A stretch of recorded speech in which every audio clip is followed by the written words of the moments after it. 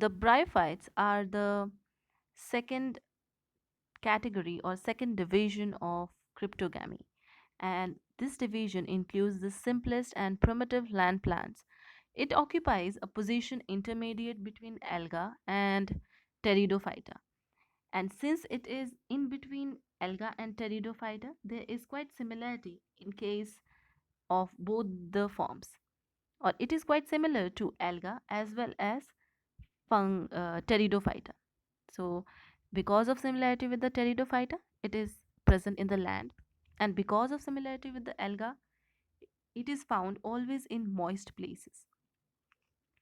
It has basically, or it is divided into three categories. First is the Hepaticopsida, which are the liverworts, because they have, if you look into their structure, it looks quite similar to the liver. Anthropsida, because they are hornworts, they look like grasses. And the mosses, or the true bryophyta. So mosses are considered to be the true bryophytes because they possess the characteristics in between the alga and pteridophyta. As they look like a pteridophyta, but the sexual reproduction requires the presence of water. That's why they are like they are quite similar to the alga.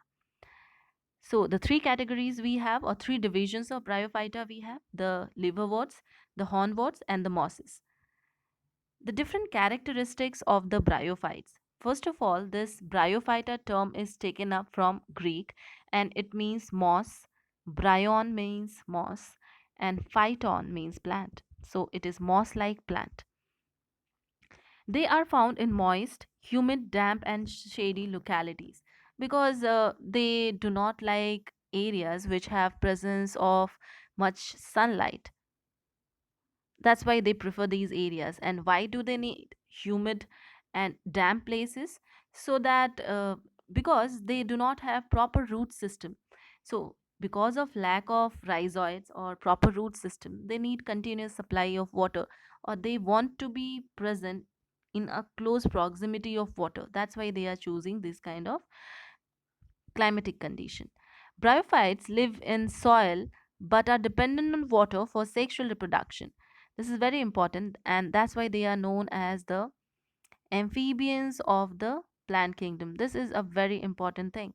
They are known as the amphibians of plant kingdom because they can live both in land as well as in water. I should rather say they need water for completion of their sexual reproduction. That's why they are known as the amphibians of plant kingdom. Bryophytes do not have true roots, stems, or leaves, but they are still better differentiated or well differentiated as compared to the normal bryophytes. Normal alga. They look like thallus or thalloid body and can be prostrate or erect. Prostrate means growing on the base or in the surface, or sometimes they can be erect, and they can be attached to a substratum by unicellular or multicellular rhizoids. Rhizoids are quite similar to roots, but they are underdeveloped roots. The life cycle of bryophytes consists of two distinct phases. One is gametophytic stage or gametophytic plant body, which is haploid, and sporophytic plant body, which is diploid. These are various types of bryophytes.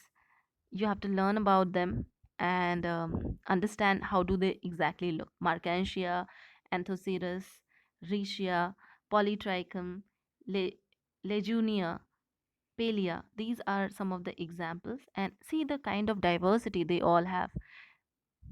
Some are looking like ferns, others are looking like alga. Marchantia is looking like an alga or liver. It is a liverwort.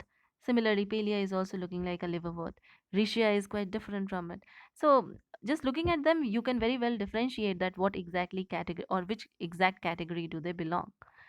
The gametophytic plant body is the most important part, or these are the most distinguishing features of kingdom bryophyta. The haploid gametophyte is dominant in the sense it is present for longer duration of time in the life cycle. So long lived, green, and independent. The gametophytes are either thalloid or leafy shoot having stem like central axis, and leaf like appendages. So,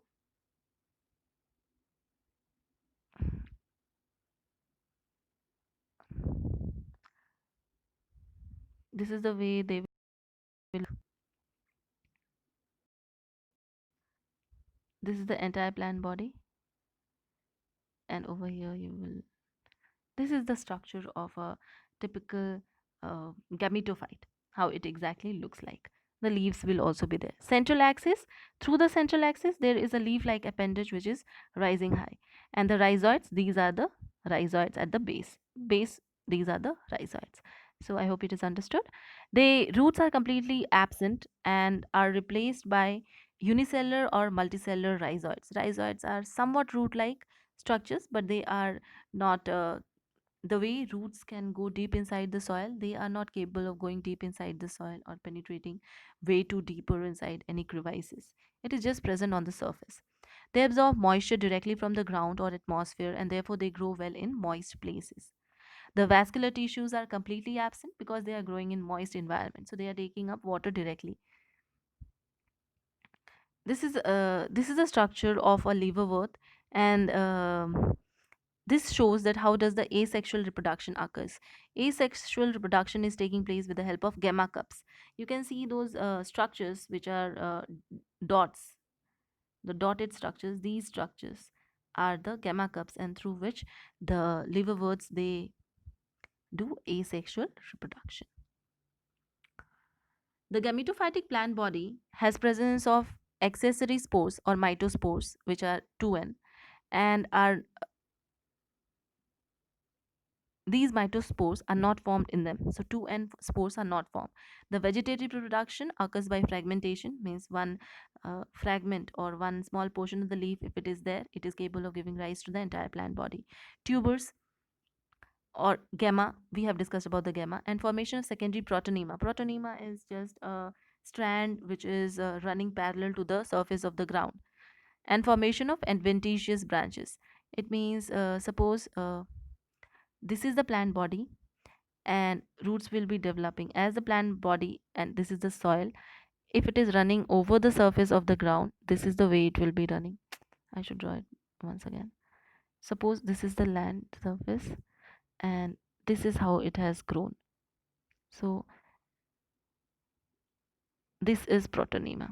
The leaves will be present throughout, but it will be growing over the surface, and that's why it is called protonema.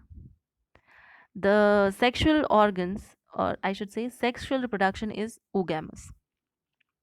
The sex organs are multicellular and jacketed with sterile jackets. They are covered. The sexual organs, they are covered. The male reproductive organ is known as antheridia, and female reproductive organ is called archegonia. So we will just look into the structure of antheridia and archegonia. See, antheridia, it is flower like, whereas archegonia, it looks like a sunflower. It is very important. This is the difference. Antheridia will be this type, whereas archegonia will have sunflower kind of rays. So they will be arising from the same liverwort entire structure, but it is important that you understand the difference between both the structures. The antheridia are differentiated into stalk and body. They produce flagellated male gametes called antherozoids, whereas the archegonia are flask shaped and have a venter and neck. The neck encloses variable number of neck canal cells, whereas venter encloses venter canal cells and a large naked egg. Now let's see the structure. You can see the structure of archegonia. You can see the archegoniospore, the presence of neck canal cells. These all cells which are present, the these are the neck canal cells which are present throughout. The archegonium is surrounded or is present in this periphery, and this is how the actual organ looks like in case of archegoniospore. Whereas in case of antheridiopore, you can see the entire body, and antheridium or the spores are present in between the crevices which are present, or in between the photosynthetic region. It is the spores are protected by the photosynthetic region. The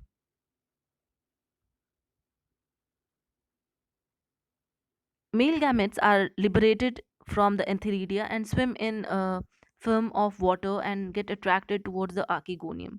They enter into the archegonium and fertilize the egg. Fertilization always takes place in presence of water because they are amphibians of the plant kingdom. You can see some of the examples again of the uh, different types of vegetative propagation taking place in case of the bryophytes. So the tubers, you can see the rhizoids, the fragmentation, how is it taking place? The tuber formation in case of Anthocerus, sphagnum in case of sphagnum, you can see spores getting formed. Gamma, we have seen gamma cups already. The sporophytic plant body is diploid and is fertilized and is formed from the fertilized egg. The first cell, it gives rise to the sporophytic plant body, and the entire body is plant body is 2n. It divides and develops into sporophytic plant body called the sporogonium. The wall of the venter forms calyptra, which provides a protective covering of the developing sporogonium. The sporogonium is differentiated into food, seta, and capsule. The entire body is differentiated into these three parts. The sporogonium is completely dependent on the gametophyte for the water and mineral supply because the sporophyte has developed from the gametophyte only. It is attached with the gametophyte. The sporogonium is mainly concerned with the asexual reproduction, and capsule has presence of haploid meiospores. These meiosis, they are formed after the process of meiosis inside the spore mother cell, and as the spores are the first gametophytic generation, or they are the first cells of the gametophytic generation. They fuse again to form a filamentous stage called the protonema. This is the structure, and again other structures. So this is about the bryophytes and two different stages in case of bryophyte, the gametophytic as well as sporophytic stage.